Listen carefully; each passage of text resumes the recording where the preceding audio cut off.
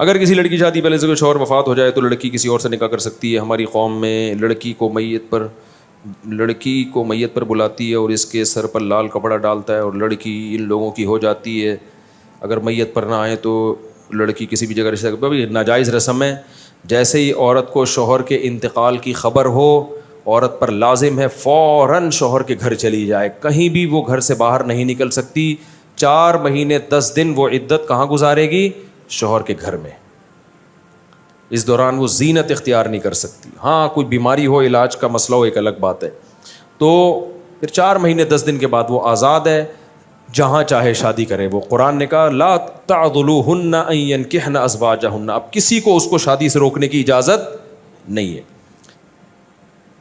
اچھا میرے بھائی, ہم رشتہ داروں کے یہاں جا رہے تھے, میں نے کپڑے استری نہ کیے اور کہا کہ ہمارے نبی کے کپڑوں پر تو پیمن لگے ہوتے تھے.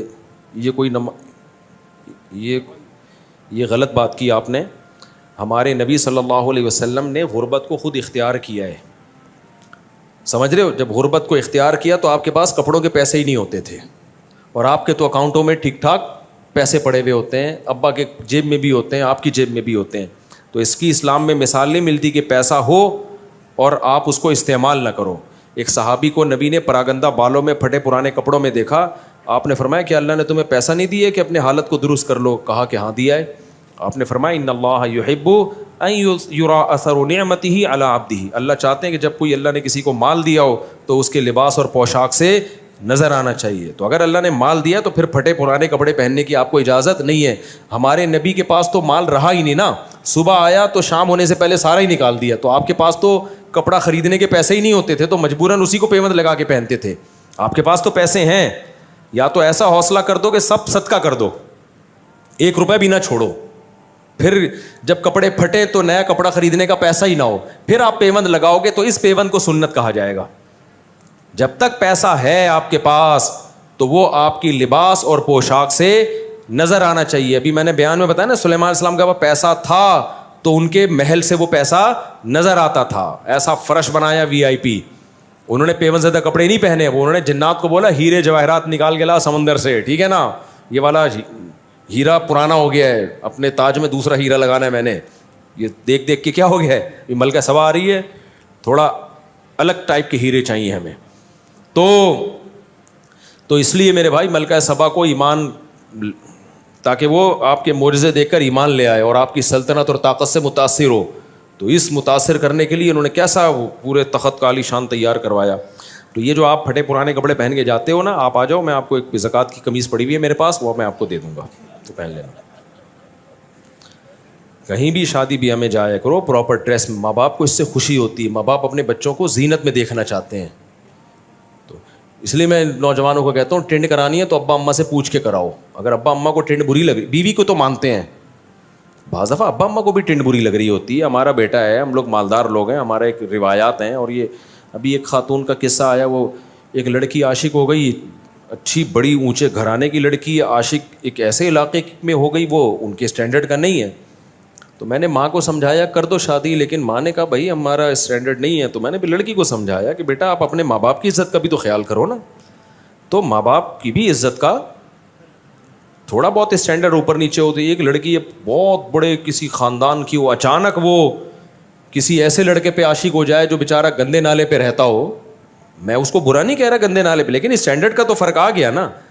تو ماں باپ اپنے داماد سے کیسے ملائیں گے, بھائی یہ ہمارا داماد ہے ان سے ملیے, کہاں رہتا ہے, گندے نالے پہ رہتا ہے.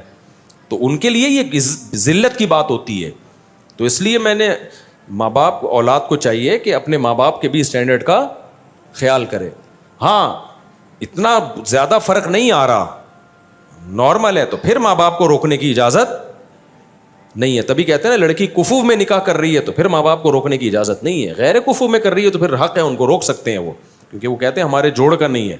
تو اس سے ماں باپ کی بھی عزت خراب ہوتی ہے. تو اسلام, ماں باپ چاہتے ہیں ہمارے بچوں کی ڈریسنگ اچھی ہو, تو ماں باپ کو خوش کرنے کے لیے اچھے کپڑے پہن کے جایا کرو تاکہ دیکھنے میں اچھے لگو.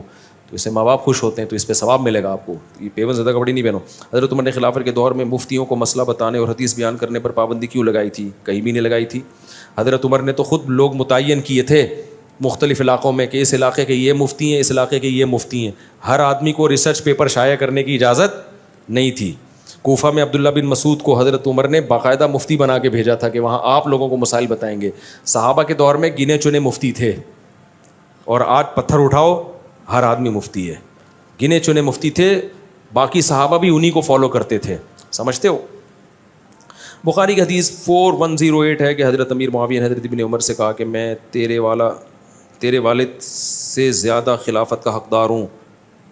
حالانکہ خلفائے راشدین تو نبی پہلے ہی چاروں بتا چکے ہیں. پوری مجھے دیکھ کے عربی عبارت کیا ہے, یہ تو سب کی عربی میں ہے, یہ اردو میں تھوڑی ہیں یہ. تو میں اس کو دیکھوں گا کہ حضرت معاویہ رضی اللہ تعالیٰ عنہ کے کیا الفاظ تھے. حضرت معاویہ خلفائے راشدین کو اپنے سے بہتر سمجھتے تھے, یہ تو کنفرم ہے. کہیں بھی حضرت معاویہ سے خلفائے راشدین کی توہین منقول نہیں ہے. باقی اس کا کیا جواب ہے یہ میں پہلے اصل کتاب میں دیکھوں گا تو مجھے پتہ چلے گا سیاق و سباق میں بات کیا ہو رہی ہے. اکابر انجینئر نے علماء اکابرین کا واقعہ بتایا ہے. کتاب تذکرۃ الرشید سے حوالہ بھی دیا ہے کہ حضرت رشید احمد گنگوہی اور حضرت قاسم نانوتوی لیٹے ہوئے تھے, ایک دوسرے کے سینے پہ ہاتھ پھیرا تو انہوں نے کہا میاں لوگ کیا کہیں گے, تو جواب دیا کہ کہنے دو. تو دونوں ہم جس پرستی ہم کر رہے تھے معاذ اللہ. دیکھو انجینئر کا ہو گیا دماغ خراب, اور انجینئر کی ایک ویڈیو شائع ہوئی ہے, اس کے پتہ چلتا ہے کہ کون کیا کر رہا تھا. پرانی ویڈیو ہے اس کی, آپ دیکھ لیں. وہ میں کیا بولوں, ہمیں تو یہ باتیں کرتے ہوئے بھی برا لگتا ہے. میں نہیں کہہ رہا کہ وہ جس طرح پرسی کر رہا تھا, میں ایسا الزام نہیں لگا رہا. تو کچھ لوگوں نے شائع کی ہے یہ جو واقعے سے جتنی غلط فہمی ہو رہی ہے نا, انجینئر کی اس ویڈیو سے اس سے زیادہ غلط فہمی ہوگی اور انجینئر پہ الزام لگے گا, لیکن ہم اس کی تعویل کرتے ہیں. سمجھ رہے ہو؟ میں ایک بات کہتا ہوں, اگر یہ دونوں معاذ اللہ ہم جس پرستی کر رہے ہوتے, دونوں بڑی عمر کے لوگ, بڑی بڑی داڑیاں, تو کیا نقل کفر نباشت. اور کیونکہ اس نے خود یہ بحث اٹھا دی ہے نا, تو ہمیں تو شرم آ رہی ہے یہ بحث یہاں اس صفائیاں بیان کرتے ہوئے بھی. تو کیا لڑکوں کی کمی تھی اس زمانے میں؟ ہم جس طرح پرستی کرنے والا کیا اتنی بڑی بڑی داڑیوں والے آدمی کو تلاش کرتا ہے اس کام کے لیے, اور پھر وہ یہ کر کے کتاب میں لکھیں گے بھی ہے بھائی. یہ خالصتاً ایک مذاق کا واقعہ ہے جو ان کے کسی شاگرد نے لکھا کہ دونوں لیٹے ہوئے ہیں, مذاق کر رہے ہیں ایک دوسرے کے, جیسے ہوتا ہے نا بے تکلفی کا مذاق لوگ کر رہے ہوتے ہیں, فحش مذاق بھی کرتے ہیں ایک دوسرے کے ساتھ بے تکلفی میں. وہ ایک محض مذاق کا واقعہ ہے.